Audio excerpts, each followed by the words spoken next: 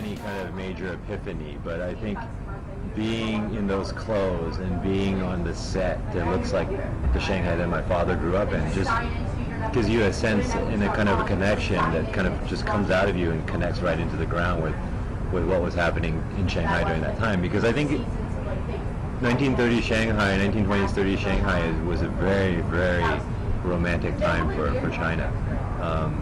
There were spies everywhere. There was all kinds of governments in there trying to figure out what was going to happen with China, and not unlike what's happening now, actually. Everybody wants a piece of China right now because they feel that it's going to be blowing up soon. I think the problem with 1930 Shanghai was no one realized it would become communist and it would close the country down. So there was a tremendous buzz with the city at that time. There was this kind of excitement of a Renaissance era, and that was really exciting to me because I grew up listening to stories from my father telling me about what it was like there, and if I could go back in time, that's the time I would go back to. No, not necessarily, and I wasn't even really thinking about that at the time. I was just thinking about the role.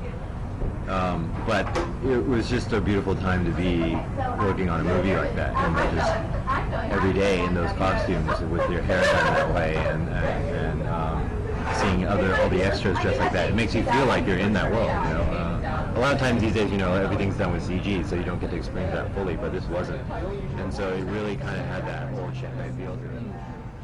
I think it was the chemistry that not only Kevin and I had, but me, Dae-Ning, and Kevin had as a trio.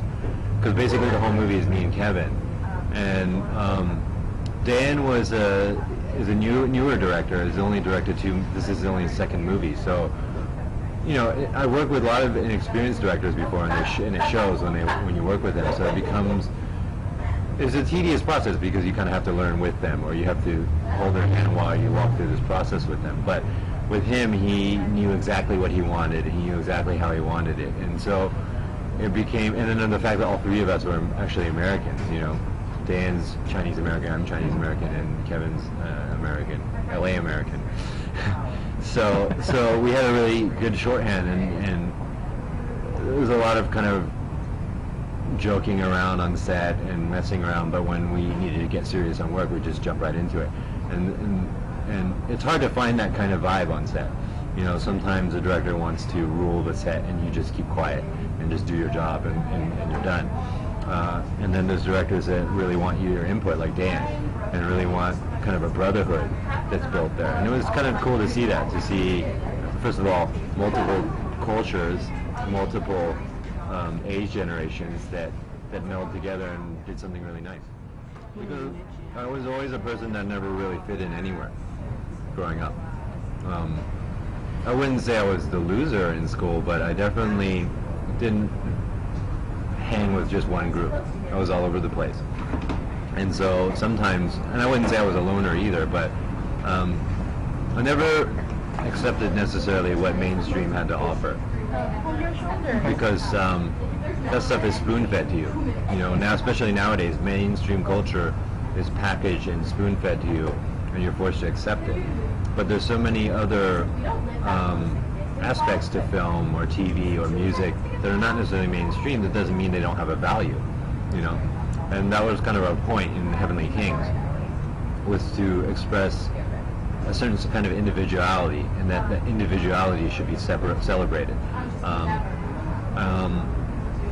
And I've always been that way since I was like 10 years old. I think when you choose to skateboard instead of play football, you're making a statement like that, And so whether it's conscious or not, you're already in that group that's not mainstream, Now skateboarding is totally mainstream, so it doesn't matter as much. But back then, 20 years ago, I made those choices and I had to live by it. But I enjoyed it. I enjoyed learning about punk culture or hip-hop culture or whatever that wasn't mainstream at the time, and then watching it go mainstream. It was kind of interesting, But I enjoy that. I enjoy picking things that are of value and sticking with it, I think it was pleasing Johnny, because he's a hard guy to please.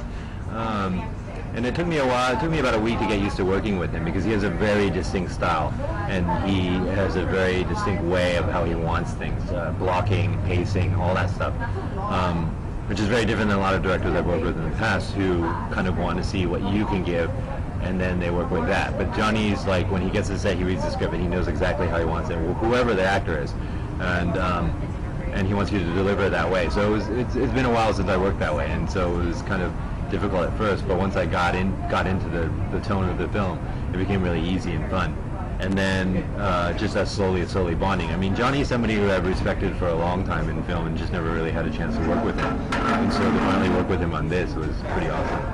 Yeah, I think it was the fact that the most emotional parts of the film happen in between the dialogue.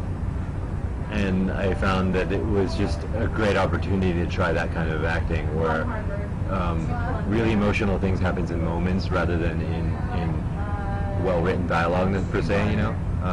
Because I don't necessarily believe dialogue is all that acting is about, you know? It's about the in-between. And it's a really kind of ephemeral thing because you can't grasp onto what it is exactly. But if there's chemistry between the actors and both of us understand those feelings that happen between the lines, then it's really beautiful. And I was really attracted by that. It requires you to get into the story and let go of any kind of preconceived concepts you have about life and just accept the story, you know. And people who are used to watching movies that you don't think about when you walk out of the theater, or that don't like to think while they're watching a movie, they want the movie to take them on a ride, may not enjoy this movie because this movie really requires you to think, and it pushes you to question ideas of love and the idea of what does it mean to this character when he sees a girl in his dream, but then he sees another girl in real life that looks exactly like her? Are they the same person? What does that mean to him? You know, all these questions that make him reflect on himself, and then how his past comes back to him, and how he has to face that past, and how he can't really run away from it in order for him to move on in life. So it's a complex film. There's so many layers to it, and like I said, it's not for everybody. So I don't think it's necessarily a crossover film, but I think the people who like it really love it. You know, if I had a choice, I would not want to do any of that stuff. I would just focus on the creative. But a lot of times, projects like a Dream won't get made unless someone like me makes an effort to push it, you know. And that's what I had to do with like a Dream. I didn't necessarily secure all of the financing, but trying to make sure that my influence helped get the film made, you know. And then putting pieces together, because Clara had been away from Asia for over 15 years, so she hadn't been back in China making movies, so she didn't know a lot of people, you know, and so I was just hooking her up with people that I thought would be good for the project. I don't think it was so, like, we didn't have a plan necessarily. I think the topics were topics we probably talked about while we were making Like a Dream, because we were filming in China, and Clara hadn't been to China a long time, and she was just upset how polluted everything was and how dirty everything was, and you know, topics like global warming and all that stuff were big topics at that time. So we were talking about this stuff off of set. And so when she was presented with the idea of doing the short film film festival, I think this topic just was natural. And so we didn't really even discuss it. We just knew where we stood on this topic. And I'm kind of a big champion of environmental protection, because having stayed in South Africa and seeing really true beauty, and you have to realize that like not every city is the world. You have to realize that we as human beings are destroying this world faster than we've ever done in the past, and that's because of our consumption. We just consume too damn much, you know, and society's been pushed to a point where we're told that we're supposed to consume more and more and more. But why can't we save? Why can't we conserve? Why can't we protect what we have? And so Red Earth was a perfect example of being able to artistically get those ideas and values out there. Every day, the same. Wake up,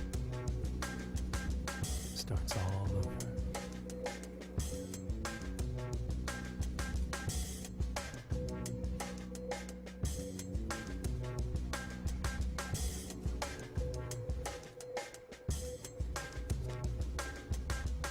Would things be different? A better day? Never.